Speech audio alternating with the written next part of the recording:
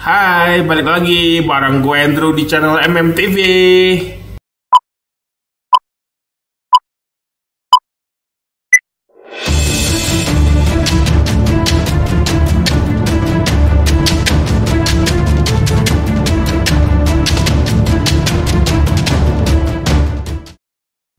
Oke, nah jadi pada video kali ini gue pengen sharing sedikit tentang modus-modus tur nakal, tour and travel nakal untuk sedikit istilahnya tanda kutip mencurangi atau menjebak para kliennya atau para konsumennya yang apply visa melalui tour itu ya, via tour itu.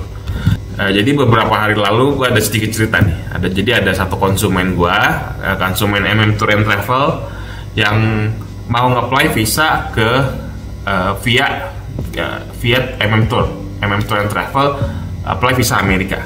Nah, jadi orang ini tuh dulu tuh pernah nge-apply ke tour lain, ke tour and travel lain, bukan ke MM. Jadi dia sekarang mau nge-apply di MM via MM Tour. Nah, dulu dia pernah apply di tour lain dan dia bilang sih tournya sih kurang bagus ya, kurang bonafit. Jadi ada beberapa yang istilahnya beberapa keburukan tur itulah ya, contohnya ya kurang responsif atau pas ditanya balasnya lama atau responnya lama, dan pada saat hari H untuk interview, jadi tur ini tuh terkesan dadakan, jadi tidak ada persiapan yang bisa dikasih, tidak ada briefing yang bisa diberikan kepada konsumen supaya konsumen ini tahulah menghadapi interview visa. Jadi persiapannya minim sekali, dan ada juga beberapa dokumen dan pengisian DS 160 kan sedikit turnya sedikit ngaco lah istilahnya, ada banyak kesalahan, terjadi kesalahan. Nah, dan akhirnya pada saat konsumen atau orang ini interview, hasilnya ya ditolak, gagal karena mungkin ada beberapa faktor lah. Nah, cuman ada beberapa faktor yang tour and travel ini ya sedikit buruk. Nah, jadi gue melihat pada saat dia kasih data-data ke MM Tour, kan gue sedikit lihat data-datanya. Nah, di gue ada sedikit cium kecurangan atau modus yang dilakukan tour ini supaya itu menjebak atau mengikat konsumennya supaya bergantung kepada tour itu. Nah, apa modusnya? Seperti apa modus-modusnya tur licik lah, tur nakal. Nah, berikut ini videonya.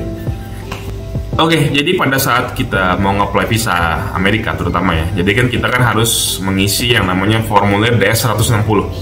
Jadi formulir DS 160 itu ada nama, alamat, data-data kita lah, sekolah, data pendidikan, data pekerjaan, tempat tanggal lahir, semua pekerjaan, pokoknya semuanya mengenai data diri kita di formulir DS 160 itu. Nah, salah satu data yang paling penting yaitu adalah email.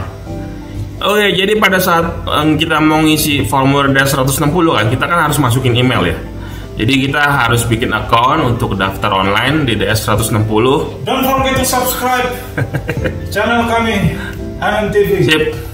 Udah lu pintas dulu lah.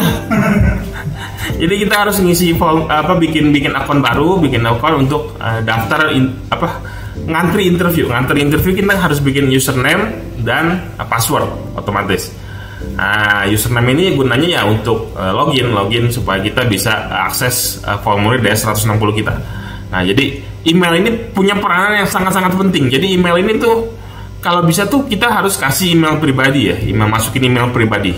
Nah, kemarin ini jadi ada ceritanya nih, konsumen ini pada saat nge-apply visa melalui tour yang sebelum MM ya. Jadi dia tuh kan ditanya emailnya apa. Nah, dia udah berikan emailnya ini.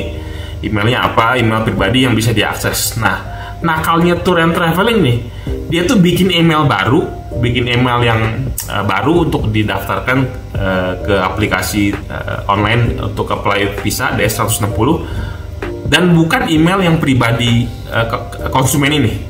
Jadi tour ini tuh bikin email baru dan password baru. Jadi hanya tour yang kemarin yang tahu, dan orang ini tidak tahu. Nah, itu sebenarnya kelihatannya simple ya, kelihatannya cuma email doang, tapi ini fatal banget. Ini benar-benar fatal. Kenapa?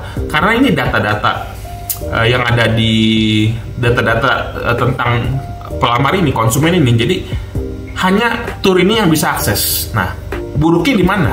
Nah, buruknya pada saat misalnya konsumennya ditolak nih. Kalau misalnya diterima ya it's okay, nggak apa-apa dong. Berarti udah beres, nggak ada masalah.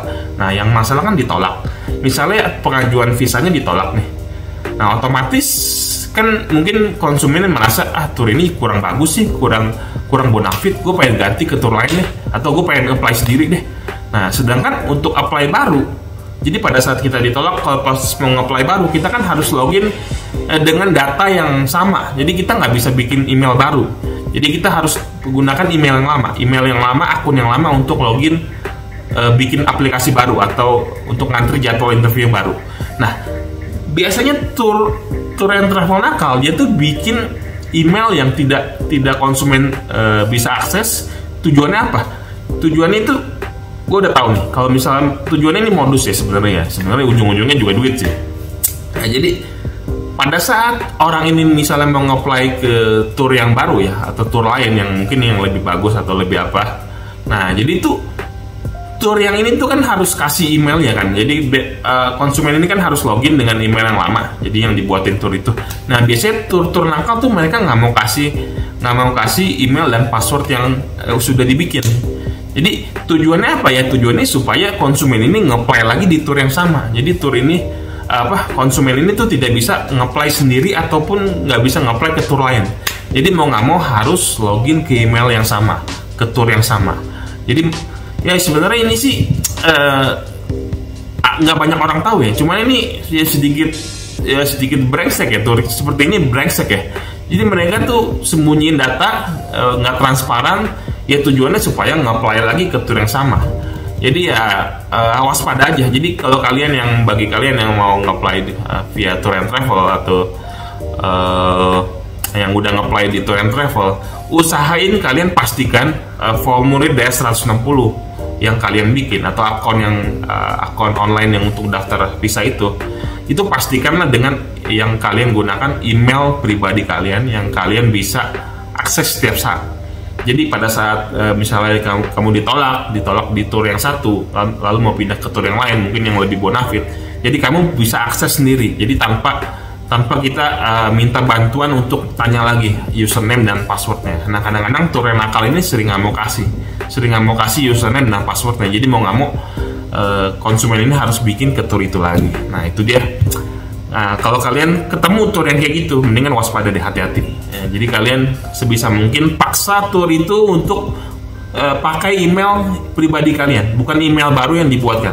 Nah, jadi paham ya. Jadi supaya tujuannya ya kalau misalnya tour itu jelek dan kalian mau nge-apply ke tour lain, jadi kalian bisa, maksudnya tidak terikat dengan tour yang sama, dengan tour yang misalnya kurang bagus. Itu sih. Nah, jadi gitu aja. Jadi saran gua untuk kalian yang mau apply visa Amerika, mendingan hati-hati deh, jangan sampai salah pilih tour. Karena kalau udah satu kali terikat seperti itu kalian udah nggak ada obatnya. Jadi mau nggak mau kalian harus apply di tour yang sama. Sama jangan lupa jangan sampai salah milih pasangan. Nyambung enak banget. Oke deh, jadi gitu aja video kali ini. Jadi kalian, gua himbau untuk kalian waspada dalam memilih tour. Nah, biasanya modus-modus tour yang nakal ya, yang tadi seperti yang gue jelaskan di video ini. Oke, jadi gitu aja video kali ini. Jangan lupa di subscribe dan di like, di komen dan di share video ini kepada orang lain supaya banyak orang yang tertipu lah oleh tur-tur nakal. Ini ngomong-ngomong, tur kita nakal juga nggak? Nakal nggak? Tur kita sih nggak nakal. Emang orang yang nakal. Oke, gitu aja. Sampai ketemu di video selanjutnya. Jadi gue mau jalan dulu. Gue lagi di puncak sama si Jadi. Habis ini kita mau nge-vlog di Cimory yang Diary Land. Oke, bye.